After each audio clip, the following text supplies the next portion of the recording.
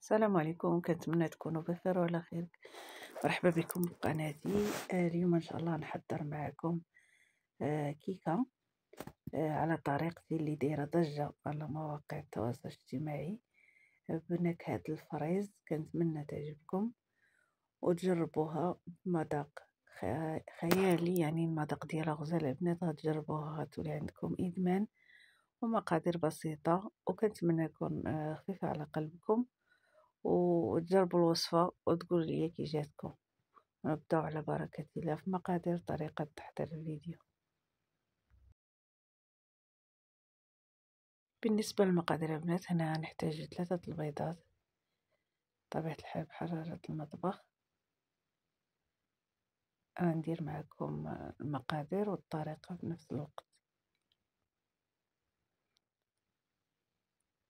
عندنا هنايا فاني،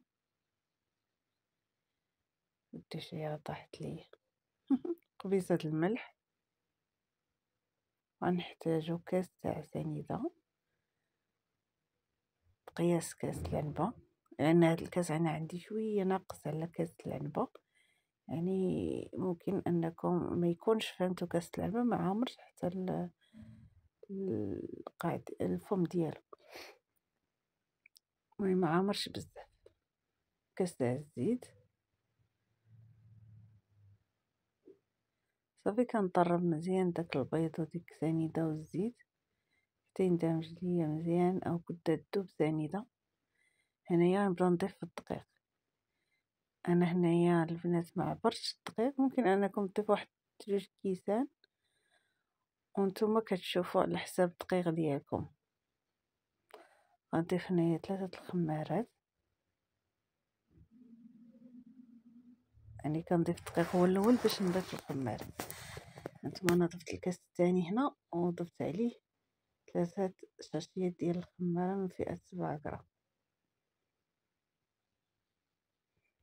صافي نغربلو هكا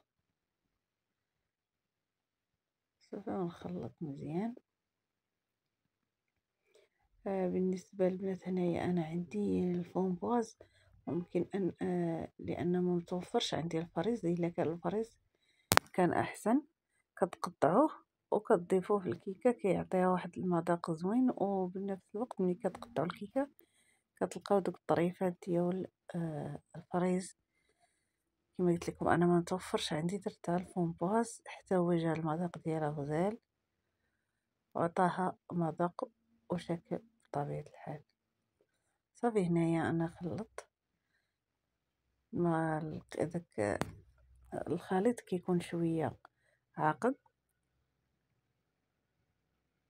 نتوما على هاد الشكل شوفوا الخليط كيفاش كيبان، تيبان لكم عاقد، يعني خليط ديال الكيك على هاد الشكل. صافي انا من هنايا البنات راني دهنه المول ورشه من قبل بالدقيق. صافي وغنطيب فيه الخليط ديالي. المول كيما قلت لكم على حساب اللي متوفر عندكم. صافي على هادشكل غنضيفو الخليط وغندخلوه الفران يطيب. شوفوا انا راه وريتكم السباطي راه تهرست ليا مضحكوش عليا.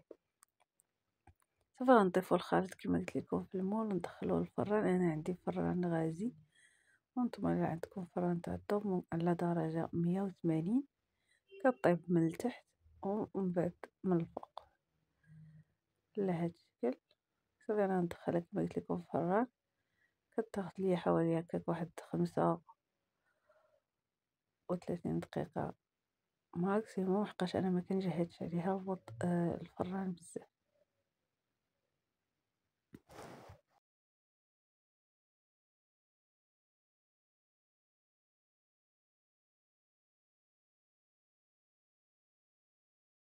هانتوما البنات بعد ما خرجتها من الفران، المقطع اللي باش خرجتها وقلبتها تقطع ليا. هنا غنحضروا الكريمه. غنحتاجو هنايا نص لتر ديال الحليب. عندي فلو بنكهه الفريز، عندي هنايا فلو حجم كبير. الا عندكم ما متوفرش لكم ممكن تضيفوا فلو 2 شاشيات ديال فلو صغار. هذا البنات ما كنحتاج لا سكر لا والو لانه هو فيه السكر. الا خديتو فلو عادي صغار ضيفو 2 معالق ديال سنيده. انا غنحتاج معلقه كبيره ديال النشا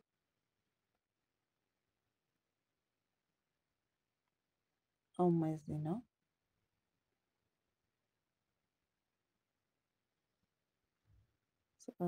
هنايا البنات انا كنكهه ما متوفرش عندي نكهه الفريز، الا كان احسن درت هاد شويه ديال الناطه، وهنا ملون غذائي احمر، هذا كيزيد يعطي هذيك اللون، فداك الفرو ديالنا كيزيد يعطيه لون احسن. صافي انا نتخلطها مزيان، بان ليا اللون شويه باقي، غنضيف واحد شويه مازال، حوالي راس معلقه صغير. صافي غنضيفها فوق البوطه حتى تغلى ليا الحليب او يفيض، ونضيفو في المول. هنايا البنات رشيت المول بالزيت، وغنضيف عليه فوقو الخليط، غنخوي الخليط هكا بهذا الشكل مباشره. غنضيف الكيكه ديالي فوق داك الخليط ديالنا صافي، وانا كنضغط على الجوانب باش الكيكه تاخد الشكل كامل ديال المول. فمن بعد كنخليها على سطح العمل حتى تدفى واحد شويه، وندخلها الثلاجه حوالي واحد ساعتين. هانتوما البنات كنخرجوها من المول، شوفوا كيفاش كيجي الشكل ديالها، كيجي غزال البنات والمنظر زوين وراقيه. وهنايا زينوها باش ما بغيتو. كنتمنى تعجبكم. هذا هو الشكل النهائي ديالنا. شوف انا كتبان حرت، ما عرفتش اش ندير ليها فومباز ولا صافي. من بعد هكا رشيتها بداك شويه ديال الورد زين على قد الحال. كنتمنى تعجبكم الوصفه وتجربوها البنات وتفرحوا وليداتكم ويكون خفيف على قلبكم، ويعجبكم الفيديوهات اللي كنقدم لكم. هانتوما انا ضفتها في الاول شويه وانا نحيد